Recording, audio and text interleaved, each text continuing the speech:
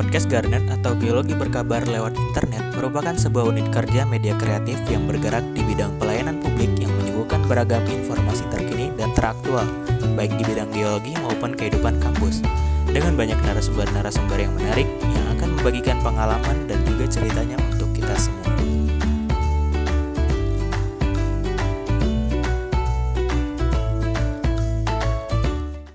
Ya, selamat siang Pak Agung. Kami mohon izin nih buat ngobrol-ngobrol sama Bapak seputar Fakultas Teknik.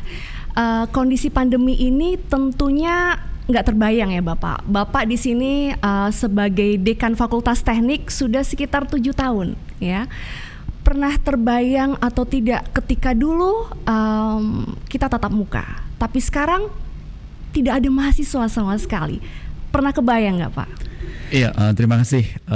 Selamat pagi and very good morning. Jadi betul-betul COVID pandemi 19 ini memang betul-betul seperti disruption gitu ya. Dan betul-betul sangat mengubah semua platform, baik juga platform di dunia pendidikan. Alhamdulillah kami di Universitas Diponegoro, Fakultas Teknik, sebelum COVID pandemi ini sudah beberapa memakai sistem IT terintegrasi. Karena kami sudah ada single sign online di mana Bapak Ibu dosen, adik-adik mahasiswa pada saat kita mau kuliah kita sudah mulai bisa memakai sistem-sistem yang dibantu dengan IT. Dari situ sudah agak terbantu sedikit. Dan beberapa juga kebetulan saat itu kami sudah melakukan beberapa capacity building buat para dosen untuk bisa memakai IT, dalam arti memakai Teams, karena pada itu Undip mengalokasikan beberapa anggaran untuk bisa memakai produk-produk dari Teams. Juga dibuat juga sistem kulon. Jadi kami di dosen-dosen sebenarnya by somehow sudah agak lumayan pada saat itu. Tetapi memang perkembangannya memang tidak begitu mengembirakan, karena memang waktu itu kita masih menganggap bahwa tatap muka itu sebagai sesuatu yang paling utama. Nah, begitu ada COVID pandemi ini, akhirnya kita semua bergegas-gegas, kita semua langsung bebenah agar SSO, Teams, dan Kulon itu dipakai. Iya, alhamdulillah walaupun tidak ada gading yang tak retak. Artinya beberapa kami masih bisa memanfaatkan sedikit skill yang kemarin kami peroleh untuk bisa paling tidak di emergency period itu kita masih bisa survive lah. Jadi kuliah masih tetap bisa berlangsung dengan sistem online dan alhamdulillah kami masih bisa untuk melakukan beberapa kegiatan belajar mengajar yang walaupun tanda petik tidak sempurna. Oke. Tetapi masih bisa engage lah. Dan kalau bisa dibilang kita sudah sampai kurang lebih 1,5 tahun ya Bapak menghadapi ini semua. Jatuh bangunnya, up and down-nya, dan ketika kita bilang mahasiswa pertama nih, wah hore kita nggak usah ke kampus gitu ya, atau misalkan wah kita di rumah aja nih. Tapi lambat laun gitu, mahasiswa kok ngerasa bosen gitu. Gimana tuh Pak kira-kira supaya mereka bisa move on bahwa kondisi seperti ini tuh adalah hal yang berbeda gitu. Kita harus mampu beradaptasi atau bagaimana menurut Bapak? Iya. Jadi kalau menurut saya masing-masing harus bergerak ya. Jadi saya seringkali kalau saya bicara di depan adik-adik mahasiswa, kalau bisa jangan mager, please. Jangan mager please gitu ya. Artinya mari kita terus bergerak karena dengan adanya pandemi ini by somehow ada beberapa hikmah yang bisa kita ambil. Betul. Beberapa hal setelah mungkin ini hampir 1 tahun kita kena COVID pandemi, kami di teknik pun sudah mempersiapkan beberapa capacity building lagi untuk the next period. Kami ingin agar para dosen itu ditambah juga dengan skill-skill IT. Dalam arti bisa pakai Jamboard untuk bisa active learning, bisa break out the room, bisa pakai Menti untuk bisa quiz dan sebagainya. Dan itu sekarang kami persiapkan untuk menjadi satu bentuk pelatihan buat para dosen. Di kurikulum pun kami juga mulai merapat dengan Universitas Teknologi of Malaysia UTM untuk belajar bagaimana OBE. Jadi adalah outcome based education curriculum system. Jadi kalau kita mau bicara akreditasi internasional, karena sesuai dengan visi Fakultas Teknik untuk menjadi fakultas yang unggul berbasis riset di level internasional di tahun 2024, maka mau tidak mau OBE itu harus menjadi jiwa, harus jadi mindset dari Bapak Ibu dosen. Dan kami pun kemarin hampir sudah ada dari 7 series workshop dengan UTM, mungkin sudah 4 kali kita lakukan. Dan kita sekarang tetap merapat ke mereka dalam rangka untuk bisa belajar tentang bagaimana memberikan metode active learning buat adik-adik. Tetapi pada titik yang lain, saya kemarin juga bicara sama si Anas BEM Fakultas Teknik untuk adik-adik mahasiswa juga perlu kita kita educate lagi deh bahwa platform sudah berubah. Artinya pola belajar adik-adik pun juga harus berubah juga. Jadi kalau adik-adik masih sifatnya wait and see gitu ya, nunggu gitu dosennya nanti baru ngasih materinya, adik-adik mau belajar, itu sudah sangat ketinggalan kalau menurut saya. Adik-adik harus curi start. Karena sekarang banyak platform-platform gratis seperti Coursera kayak gitu-gitu sudah ada di mana-mana, dan di belakangnya itu adalah universitas-universitas besar di situ. Jadi kita pun juga sebenarnya by somehow kita juga bersaing sama mereka nih, maksudnya gimana supaya adik-adik tetap tertarik kepada kita gitu ya. Oleh sebab itu saya juga pengen supaya adik-adik juga mulai berubah mindset cara belajarnya, karena memang di COVID pandemi ini by somehow kita jadi lebih efisien. Betul. Kita jadi bisa connect sama beberapa mitra kita. Kebetulan saya punya kerjasama sama Coventry University di UK, kita bisa melakukan kuliah tamu. Beberapa dengan UTM kita juga bisa workshop walaupun jaraknya jauh. Dan harganya juga jadi lebih efisien pembiayaannya. Jadi by somehow memang tetap harus terus bergerak deh. Terus bergerak, betul. Nah, kondisi kita di sini Bapak bilang tadi adalah OBA gitu ya. Iya. Itu adalah salah satu metode ya, metode fokusnya berbasis luaran tentunya. Dan itu adalah hal yang baru ya, Bapak. Mungkin tidak semua ngerti apa sih itu. Dan satu hal yang mungkin saya garis bawahi juga yang diperkuat adalah dosennya juga dan mempersiapkan mahasiswanya untuk siap. Betul. Mahasiswa kita ada 8.000 nih ya. Iya. Dan untuk bisa menjamin mutunya tentunya ada yang terukur ya, Bapak ya, Iya. supaya wah siap nih mahasiswanya buat menghadapi itu semua. Nah, OBA itu sebenarnya sejauh apa sih Bapak dan bagaimana sistemnya? Jadi kalau kita bicara OBA sebenarnya diawali pada saat cita-cita Fakultas Teknik untuk menjadi fakultas yang unggul berbasis riset di dunia internasional. Pada saat kita bicara international forum, international level, artinya kita harus memakai standar-standar internasional. Baik dalam tata kelolanya, baik dalam kurikulumnya, baik dalam akreditasinya. Nah, salah satunya adalah Fakultas Teknik mendorong beberapa prodi untuk mengambil akreditasi internasional. Jadi sudah ada batch pertama ada 5 prodi. 5. Jadi ada Departemen Teknik Mesin, Teknik Kimia, Teknik Sipil, Teknik Industri, dan Teknik Lingkungan. Itu sebagai batch pertama. Setelah itu kita dorong lagi batch kedua, di mana di situ masuk Departemen Teknik Geologi, Teknik Geodesi, Teknik Komputer, Teknik Elektro masuk di situ posisinya, dan Teknik Perkapalan itu sebagai batch kedua. Kita dorong untuk bisa terakreditasi internasional. Jadi bagi kami akreditasi internasional adalah bagian dari perwujudan dari visi Fakultas Teknik pada saat kita bicara international level. So it means that every single tata kelola, the management, you have to be follow the international standard. Ya. Dan OBE adalah bagian dari kurikulum untuk kita bisa mencapai akreditasi internasional. Betul juga tadi bahwa OBE itu berbasis bagi keluaran dari mahasiswa. Dan ini memang harus kita lakukan. Artinya di sini bahwa kita harus punya strategi menghantarkan adik-adik. Jadi pada saat adik-adik lulus itu tidak terus putus hubungannya, tetapi 3-4 tahun ke depan harus kita hantarkan supaya komunikasi dengan kampus tetap terjaga. Dan ini juga menjadi peluang untuk mewujudkan Merdeka Belajar Kampus Merdeka. Oke. Nah, kalau Fakultas Teknik itu identik sama praktikum, Bapak, iya kan? Dan kalau kita ngomong perkuliahan, perkuliahan ya udah deh kita jarak jauh gitu. Tapi kalau kita nih, misalkan kita nggak megang sesuatu atau kita nggak ngelihat dia secara dekat, kayaknya ada yang berbeda gitu. Bagaimana kalau kita memulai praktikum itu? Ada yang bisik-bisik, besok kita hybrid gitu, atau besok kita blended gitu tentang praktikum itu. Bener nggak sih Pak tentang hal itu?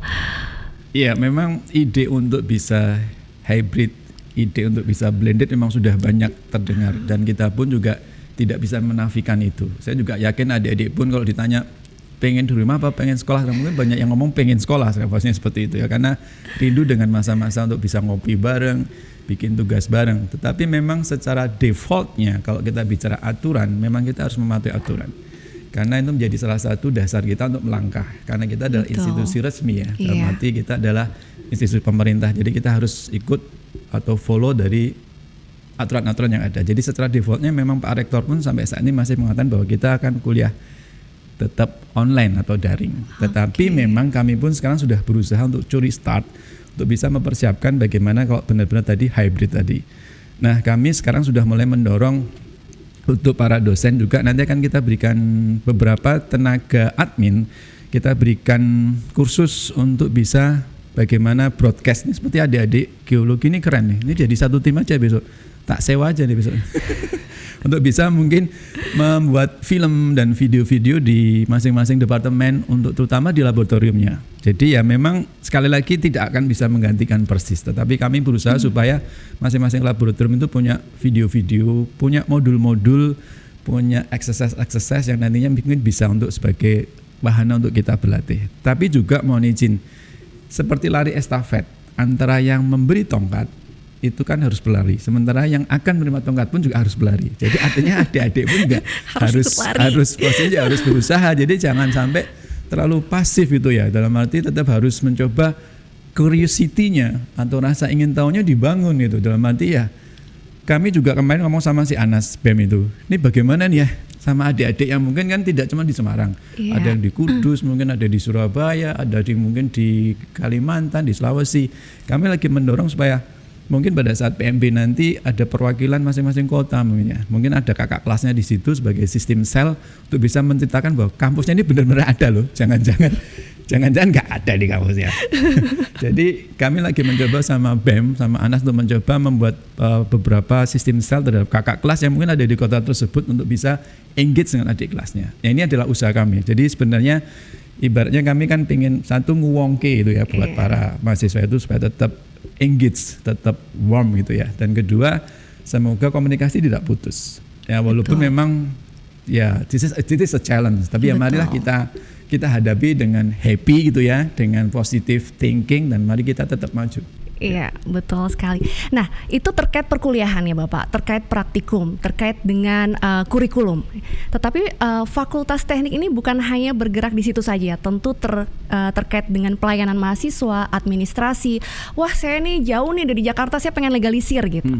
Atau saya mahasiswa nih, tapi saya pengen mengurus berbagai persyaratan kemahasiswaan. Bisa nggak sih Pak kita jarak jauh gitu? Apa kita harus ke Fakultas Teknik untuk bisa menyelesaikan semua itu? Iya, alhamdulillah dengan kemarin tahun lalu Fakultas Teknik ditunjuk oleh universitas untuk jadi wakil universitas ikut dalam ZTWBK.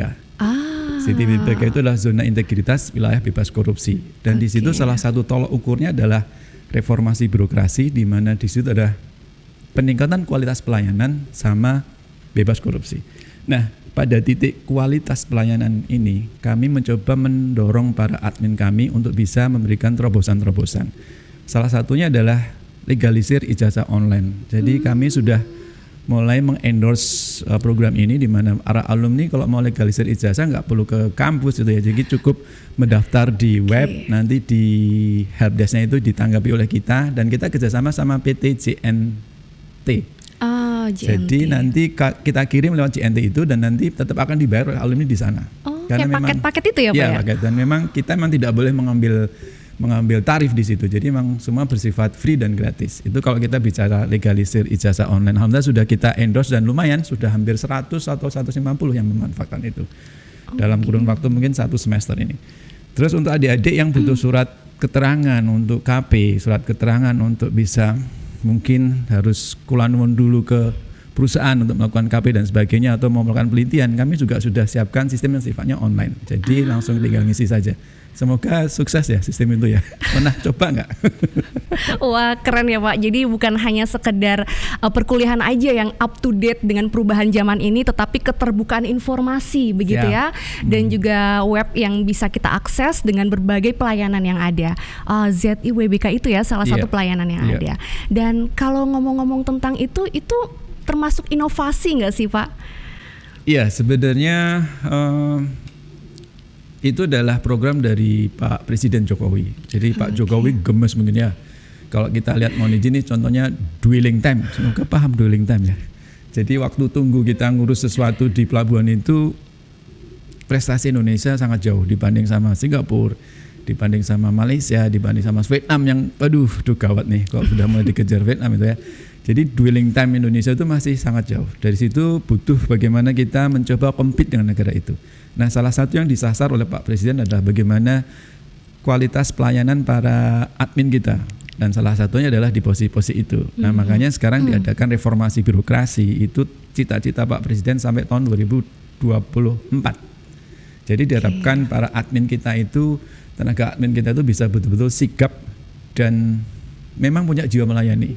Nah ini PR nih buat kita, karena memang namanya watuk sama watak itu ya. Mohon maaf nih pakai bahasa Jawa. Watuk itu kalau dikasih obat yang mungkin sembuh ya. Tapi watak itu kadang-kadang, misalnya nih adik-adik mohon maaf nih, kita semua habis mandi handuk cuma dibroke gitu aja, nggak mau dijereng lagi. Itu bolak-balik dikandani yo gitu terus lah. Waduh. Nah ini bedanya watuk sama watak.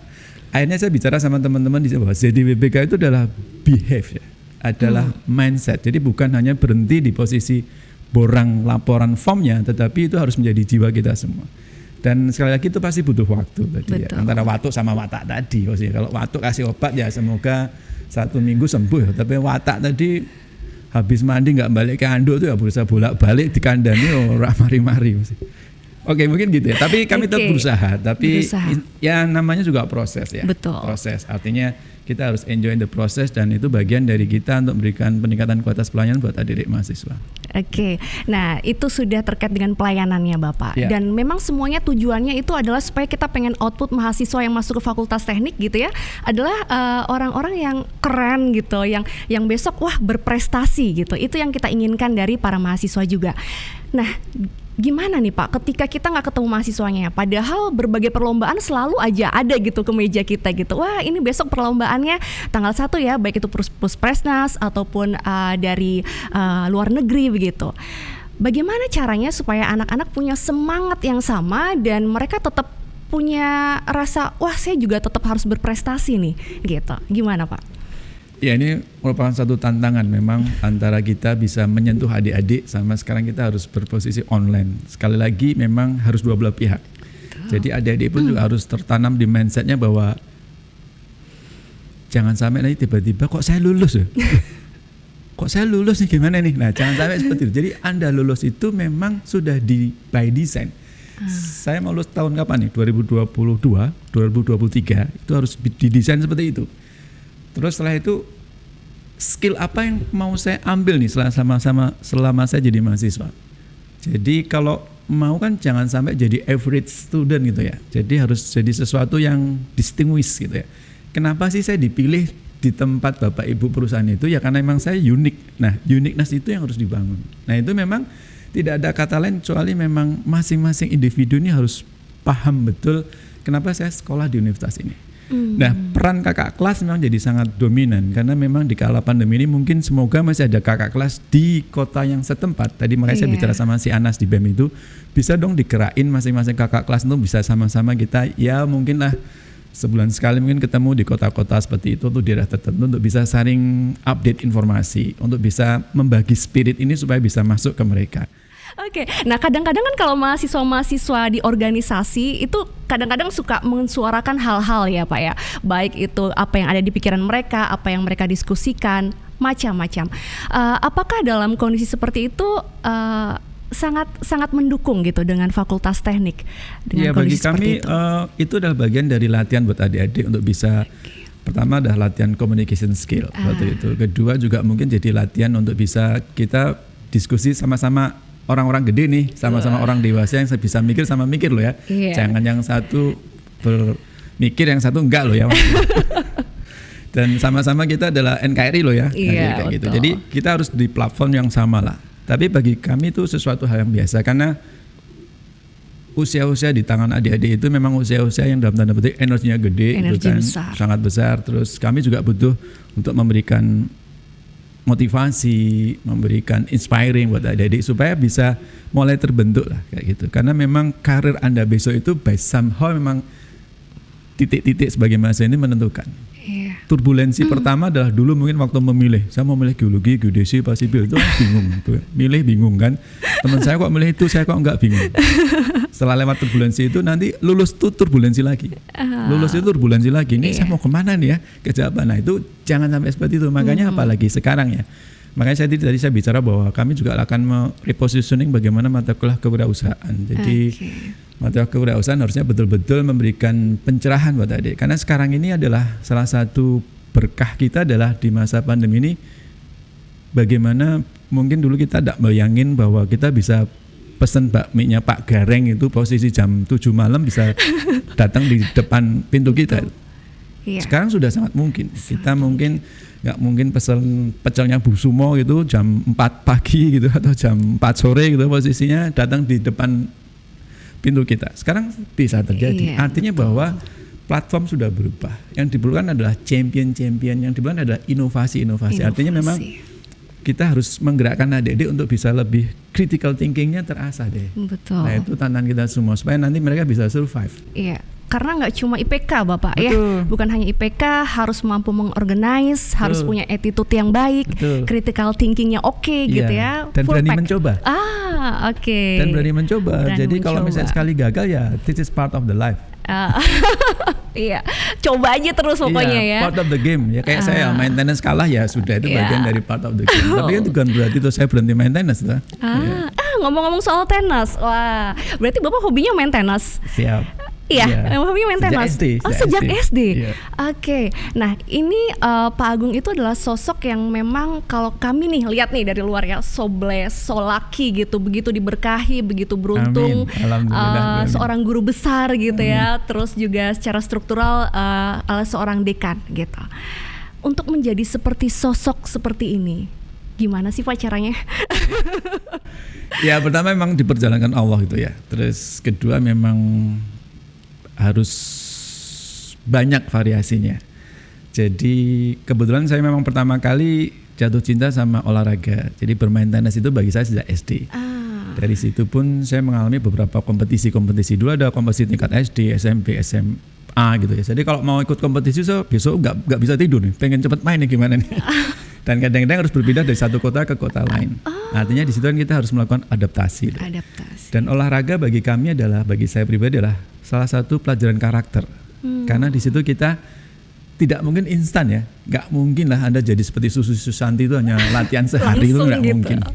Jadi Susi Susanti itu misalnya sehari bisa 1000 shuttlecock nih dia pukul.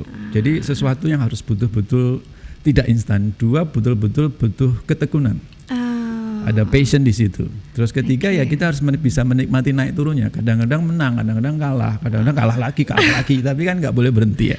Ya sama lah dalam kehidupan ini. Kadang-kadang kita jadi the winner, sometimes kita the loser. Jadi bagi kami olahraga itu adalah salah satu pembentukan karakter. Bagi saya seperti itu.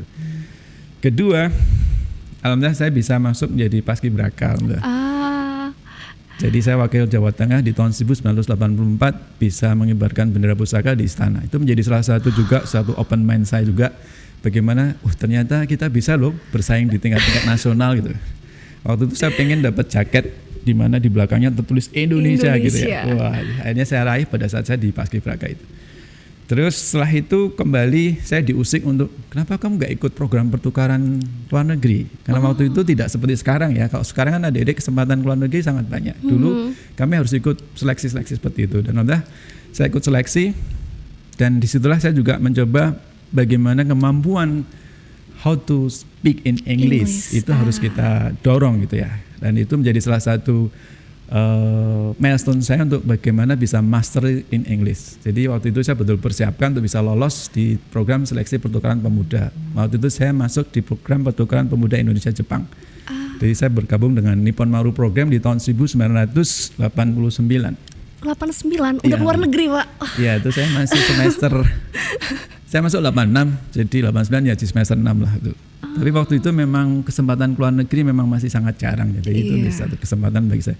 Dari situ kembali kita berkembang bahwa ternyata kita bisa loh di posisi international level gitu. Nah itu menjadi salah satu inspiring kita untuk terus bergerak bahwa ternyata kita mampu untuk bisa berdiri ataupun menjadi orang bagian dari international level.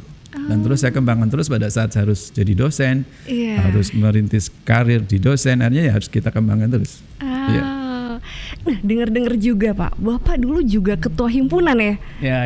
Iya benar. Ya. Jadi pernah jadi ketua himpunan, jadi bukan hanya sekedar olahraga, bukan hanya jadi paskibraka nasional ke luar negeri, tapi juga merangkul semua teman-temannya di satu jurusan. Iya. Jadi kepemimpinannya sudah terukur ya Pak dari dulu ya. Amin. Ya memang untuk bisa seperti itu ya kadang-kadang ada passion kita untuk ngatur, maksudnya membantu orang lain. Dalam arti kita bisa melakukan suatu bentuk sosialisasi mungkin atau informasi yang update buat teman-teman yang lain dan itu juga mungkin sudah menjadi sesuatu yang roh di saya gitu, sehingga terus dipakai terus posisinya. Jadi waktu itu saya jadi himpunan mahasiswa sipil waktu itu ya. Mahasiswa sipil. Iya, dan di situ juga beberapa hal yang harus kita selaraskan waktu itu. Mohon maaf nih, yang namanya ujian itu kadang-kadang keluar semua sisir semua. Sisir tahu ya? Sisir berdiri ya, Pak? Berarti E gitu ya. Terus kalau ditanya berapa IP-mu, Rapido deh. Rapido itu alat untuk gambar itu kan ukurannya ada 1,2, 0,8. Jadi IP itu malah sangat segitu tuh. Waduh, jadi kita juga harus bikin modul untuk bisa memberikan istilahnya mentoring buat adik-adik kelas gitu ya. Jadi pelatihan dari kakak kelas ke adik kelas. Tapi memang situasi waktu itu memang antara kakak kelas dan adik kelas kita masih sangat cair, umumnya 3 tahun ke atas dan 3 tahun di bawah. Ya. Tapi sebenarnya sekarang pun juga oke bagi saya. Ya. Oke, nah tadi sudah cerita Bapak ternyata memang untuk menjadi seperti ini nggak hanya butuh pinter ya, butuh juga karakter yang kuat, butuh leadership ya yang dilatih secara terus-menerus, kemampuan untuk bisa menghadapi semua hal ya, dihadapi aja gitu, usaha aja terus gitu, dan itu semuanya bertahap ya, nggak bisa langsung instan. Oke, nah saya juga pengen tahu nih, menurut Bapak geologi Undip tuh kayak apa sih menurut pandangan Bapak? Geologi Undip bagi kami sangat keren ya. Memang kami di universitas atau di fakultas diharapkan bisa menyediakan berbagai macam ilmu. Ada geologi, ada geodesi, ada sipil, ada lingkungan, ada elektro, ada perkapalan. Bagi kami menjadi salah satu hal yang bisa kita tawarkan buat masyarakat. Karena juga minat dari masyarakat juga bermacam-macam. Nah, salah satu adalah geologi. Geologi bagi saya waktu itu cukup terinspirasi pada saat ikut seminar di geologi tentang bagaimana panas bumi. Yang ternyata panas bumi itu menjadi salah satu sumber energi yang sangat ramah lingkungan, tetapi belum termanfaatkan dengan baik. Jadi dari situ saya bisa memikir, wah bagus juga ini ilmunya, terus bisa jadi uniqueness-nya geologi Undip deh kalau kita mungkin menjadikan salah satu fokus penelitian di bagaimana kita memanfaatkan panas bumi ini. Karena kebetulan juga Semarang termasuk lokasinya dekat dengan Gunung Ungaran, yang ternyata diprediksi di situ panas buminya cukup gede. Terus kalau mau yang gede lagi dekat Dieng itu kan, itu juga satu kawasan di mana panas bumi cukup gede. Jadi artinya bahwa energi baru terbarukan dan adanya manfaat dari energi panas bumi mungkin masih perlu bisa digali. Dan ini kenapa tidak geologi bisa masuk ke sana? Itu salah satu. Kedua juga bagian dari suatu universitas ya. Jadi kita menawarkan beberapa ilmu, kita menawarkan beberapa keahlian yang ini biasa diambil oleh adik-adik. Dan prestasi adik-adik mahasiswa geologi cukup keren karena beberapa sudah jadi chapter internasional something badan kemahasiswaan geologi di tingkat internasional ya. Jadi itu ada sesuatu hal yang bisa kita dorong, dan kemudian ada Pak Thomas yang punya banyak kerjasama sama Aachen University di Jerman. Jadi saya pernah ketemu sama Profesor Ruth. Ya, waktu itu kita punya kerjasama di mana mereka bisa memberikan suatu bentuk kuliah lapangan di mana bergabung antara beberapa mahasiswa dari Jerman dan beberapa mahasiswa di Indonesia. Terus di daerah Jawa Tengah kan letak ininya cukup keren ya, kayak di Karangsambung di Kebumen itu kan menjadi salah satu lab yang cukup bagus. Dan kemarin saya juga pernah berkunjung ke Bayat itu, di mana ada labnya itu. Walaupun di situ geologi UGM sudah di situ dulu ya. Iya betul. Tapi kan kita masih bisa yang di Karangsambung itu. Kalau memang saya baca beberapa koran itu kelihatannya mau jadi cagar alam nasional ya. Betul. Nah, kenapa kita Undip nggak cepet-cepet ke sana dulu gitu ya? Kita bikin peta dulu di sana. Kayak kucing jantan tuh di UIC gitu ya. Ini punyanya Undip nih. Iya, kampus lapangan ya Bapak. Iya, betul. Saya sangat mendorong untuk bisa seperti itu. Jadi why not? Dan kita punya banyak mitra dalam arti kerjasama network dengan Pemda Kabupaten Kebumen, dengan beberapa Pemda sekitar untuk bisa kita cepat aja. Jadi yang dibayar dipindah ke Karangsambung aja posisinya. Amin yang kenceng. Oke, tadi kita sudah ngobrol-ngobrol banyak Bapak terkait dengan Fakultas Teknik, bahkan sampai ke geologi. Nah, ini saya mau ngasih beberapa pernyataan ya. Siap. Bapak nanti boleh menjawab mitos atau fakta. Oke ya. Pertanyaan pertama. Ya, sejarah Fakultas Teknik berumur 64 tahun. Dulu matematika adalah salah satu jurusan di Fakultas Teknik. Mitos atau fakta? Fakta. Dosen Fakultas Teknik lebih suka kuliah online daripada offline. Mitos atau fakta? Dari survei yang dilakukan oleh tim TPMF di Fakultas Teknik, kita punya tim penjamin mutu. Jadi memang beberapa dosen mengatakan bahwa mereka memang suka untuk kuliah online. Oke. Jadi fakta. Baik. Nilai mahasiswa saat online lebih bagus daripada offline. Mitos atau fakta?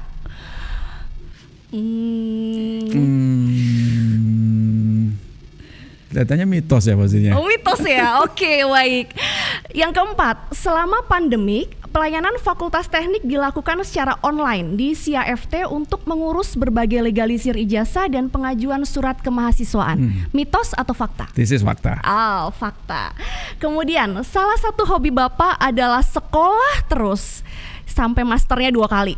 Mitos atau fakta? Fakta. Fakta. Yes. Hobinya sekolah. Yes. No, not because the hobi sekolah. Waktu itu kenapa saya harus ambil MM, walaupun background saya ada di teknik sipil. Waktu itu sebenarnya sangat sederhana. Pada saat kita baca koran nih, dan di situ di kolom ekonomi ada fluktuasi suku bunga, ada gross domestic product. So what itu bagi anak-anak teknik sipil? Mohon izin, background saya teknik sipil. Nah, saya cuma pengen belajar bagaimana sih membahasakan itu buat adik-adik mahasiswa. Bagaimana sih pengaruh suku bunga terhadap teknik sipil? Bagaimana sih pengaruh gross domestic product terhadap construction industry? Itu ternyata waktu itu saya merasa masih sangat garing deh. Belum ada, mohon maaf nih, dosen yang ngomong itu maksudnya. Jadi lah, sebab itu maka saya, kelihatannya saya butuh MM nih. Ya sudahlah, saya sekolah di MM untuk bisa menjelaskan itu di depan adik-adik mahasiswa. Gitu. Iya, baik. Nomor 7 Bapak pertanyaannya. Hobi main tenis dan berorganisasi membuat Bapak sampai lupa waktu. Mitos atau fakta? Ya, fakta posisinya. Fakta. Kemudian yang 8, sangat suka memotivasi dan menginspirasi. Mitos atau fakta? Fakta. Oke. Baik Bapak, terima kasih banyak untuk hari ini. Terima kasih. Sangat senang dan sangat keren. Sangat keren. Jadi kalau bisa tim ini diterusin ya. Jadi besok kalau kuliah sama dosen harusnya gini. Jadi Pak Sambo kayak gini kuliah sama dosen. Jadi bisa lebih cair gitu kan. Ya. Thank you atas inisiasinya. Terima Sukses kasih buat banyak. geologi. Ya. Pandemi kita tidak bisa menganggap itu adalah hal yang biasa. Tapi yang jelas perubahan adalah sebuah hal yang pasti. Tapi bertahan itu adalah pilihan. Maka motivasi, inovasi, dan adaptasi adalah cara kita untuk tetap bertahan. Sampai ketemu di podcast berikutnya.